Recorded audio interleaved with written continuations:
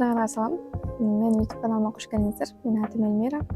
Эгер силерде дагы Манас университетине кантип өтсө болот, экзамендин орду же конкуренция канчалык деңгээлде, кантип даярдансам болот деген суроолор бар болсо, бул видео силер үчүн. Бул видеодо мен өзүмдүн тажрыйбаларыман бөлүшүп кетем. Азыркы учурда Манас университетинде туризм факультетинин 2-курста окуп жатам. Манаска тапшыруудагы кантип тапшырдым, ал ыкмаларым жана катталарым боюнча силерге айтып бермекчимин. Анда эмесе менен бирге бололар.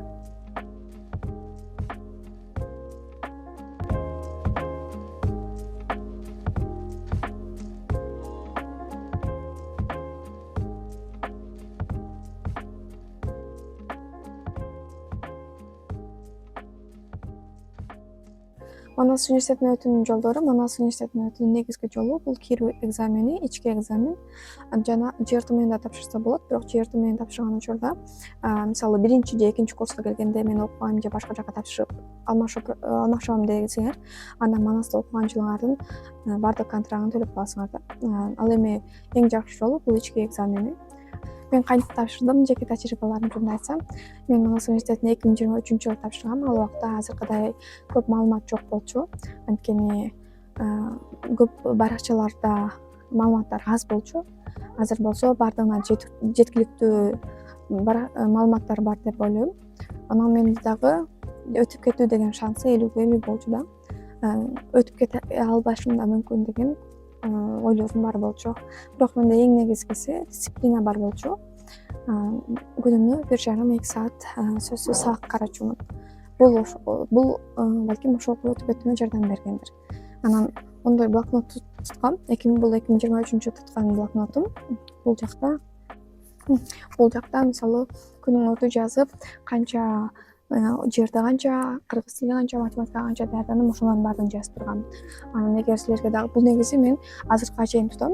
Ушундай блокноттордон бул 23 болсо 24, 25, 26 дагы башка блокноттордон алып келип буну тутсаңар, күндөр катар тутсаңар болот. Өзүңөрдүн оюңарды жазганга же болбосо күнүмдүк планды жазганга аябай жакшы. Силерге да кеңеш берем, анткени дисциплина өтө пайдалуу.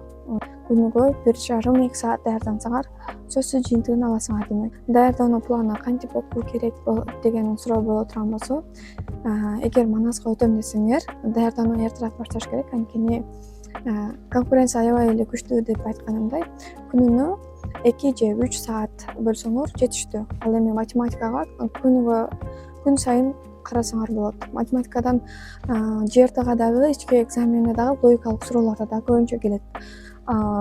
Калганында эң маанилүүсү туура система менен окуу керек.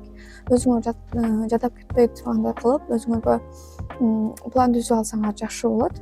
Манаска тапшыруудагы көп кетирген каталардан болсо, бул дайым арткы планга коюп коюу. Мисалы, дагы бүйөктө 4 ай бар, дагы 5 ай бар, дагы жетишем дегенчи, бул туура эмес болуп калат. Анткени бардык нерсе, мисалы, бат-баттан өтүп жетише албай калышыңар мүмкүн да. Анткени көп тема бар, көп предмет болгон үчүн.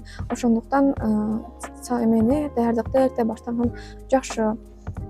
Көп адамдар ошол кечке калтырып коюп, мындай өзү каалабаган балды алып калышат да. Анан мен билем деп көп нерсени кайталабай койгон да туура эмес. Мисалы, силер бөлчөктөрдү же математиканы жакшы билсеңер, мындан билем деп туруп карабай койгон такыр туура эмес. Көпүнчө ошол нерселерден калта кетиришет. Мен ушуну карап кое бербептирмин, муну билем деп карабай койгон үчүн ушуну билбей калдым, ошол темага чыкты эле, эсимен чыгып калыптыр депчи. Ошондуктан бардык темаңарды карай бергиле. Анан логиканы дагы көбүрөөк, логикалык суроолор аябай көп болот. Ошондуктан логикалык суроолорго дагы көбүрөөк даярдансаңар жакшы. Экзамен күнү кандай өтөт? Экзамен күнү эрте барыш керек, биринчиден. Анткени саат 10 же 11 чамасында коюлат Манастын сынактары.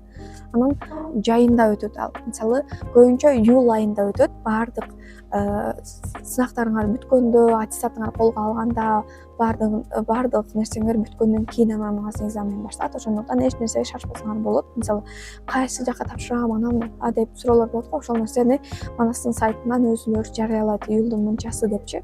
Ага чейин ошол Манастын экзамен күнү эртерээк барганыңар жакшы. Ал жакта кулактандыруу бар болот. Кайсыл катарга туруп киресиңер, ошол нерсеге алдыраак турасыңар да. Анын эң негизгиси документтерди унутпашыңар керек. 2 эле гана документ керек ал жерге. Дептер, ручка кереги жок силер алып барганыңардан, анткени ал жактан өзүлөрү берет.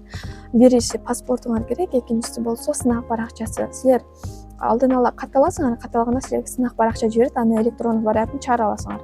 Башка эч нерсе кереги жок. Анан паспорт сөзсүз болуш керек. Түндүктөн көрсөтүп кире албайсыңар. Паспортту жаныңарга алып алышыңар керек. Андан кийин үчүнчү нерсе паспортуңарды жоготуп койбошуңар керек. Мен тапшырган жылы ошол паспортун жолдо келе айтып унутуп койгондор болгон, анан кире албай калышкан. Анан дагы паспорт менен келип жоготуп алгандар болгон. Алар да кире албай калышат. Паспортуңар болбосо силер кире албайсыңар да. Ошондуктан буюмуңарга аябай этият болушуңар керек. Ичкери киргенде толкундануу сөзсүз болот. Ошондуктан өзүңөрдү кармап тереңдем алып туруп тургула. Анан эгер сууңар болсо, мондой этикеткасын суруп ала аласыңар. Бул этикетка менен киргизбейт. Сууңардан ичип, өзүңөргө тереңдем алып олтуруп турасыңар. Анан колуңарга агай биринчи ошол силерди ким карап жатса, ошол адам силерге бар нерсени түшүндүрөт. Эмне кылсаңар болот, эмне кыла албайсыңар. Анткени ал жерде өзүнүн нормасы бар.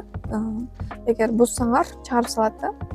Ошону угасыңар. Анан сөзсүз түрдө колуңарга сынак баракчасы берилет. Сынак баракчасынын ичинде 8 предметтен 120 суроо болот. 120 суроонун 24-ü математика, дагы 24-ü кыргыз тилинен, анан калгандары 12 суроодон келет. Анан сөзсүз 4 логикалык суроо кошулуп берилет. Анан силер башында эле билген, мисалы башында кыргыз тилинен орус тилди тандашыңар керек болот. Эгер кыргыз тилде тапшыргыңар келсе, кыргыз тилин, орус тилде тапшыргыңар келсе, орус тилин тандалгыла.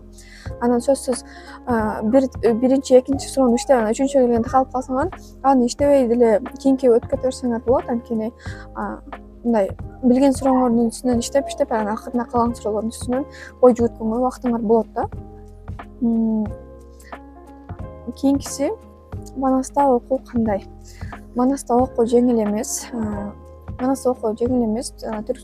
Сабактар түркчө менен кыргызча болот. Биринчи келген жылыңар эгер түрк тилин билбесеңер, даярдоо курсунда окусаңар болот. Ал жакта түркчө сабактар болот. 1 жыл түркчө окуйсуңар. Эң жогорку деңгээлге чейин үйрөнүүчү мүмкүнчүлүгүңөр болот. Анан биринчи курска өтөсүңөр. Биринчи курстан баштап сабактарыңар бир аз кыйындашы мүмкүн. Анткени айткандай эле кыргызча, анан түркчө, керек болсо англисче, кытайча сабактар ар кимдин бөлүмүнө жараша өзүнүн сабактары кире баштайт. Албетте бир аз кандай десем, кыйын сабактар дагы болот, бирок кыйын деп эле өзүңөргө эме кылып калбагыла, жеңил дагы болушу мүмкүн. Ар кимдин өзүнүн окуу деңгээлине жараша. Жакшы окусаңар, жакшы жеңил болот дегендей. Эгер азыр силер дагы коркуп түшүнбөй жатсаңар, мен силерди туура түшүнөм. Анткени мен дагы ошол нерседен өткөнмүн. Бирок коркуунун, кыжаат болуунун эч кандай пайдасы жок. Силер даярдана баштагыла. Манаска кийин эле өтпөйт, аракет жардамдар өтөт. Сөзсүз түрдө аракет кылсаңар, сөзсүз өтөсүңөр. Билбеген темалардын үстүнөн иштеп, көбүрөөк сабактарды карасаңар, сөзсүз түрдө жеңишин берет. Ушул менен видеонун ишин туттай берсем болот.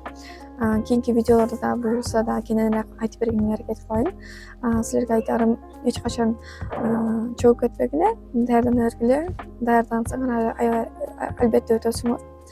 Анан эгер бул видео силерге жакса, анан силерден дагы манаска өтөм деген бир туугандарыңар же тааныштарыңар болсо жиберип койгула. Жана сурооңор болсо, бул жакта комментарий бөлүмүнө жазып кетсеңер, мен албетте жооп берем. Баарыңарга ийгилик каалайм.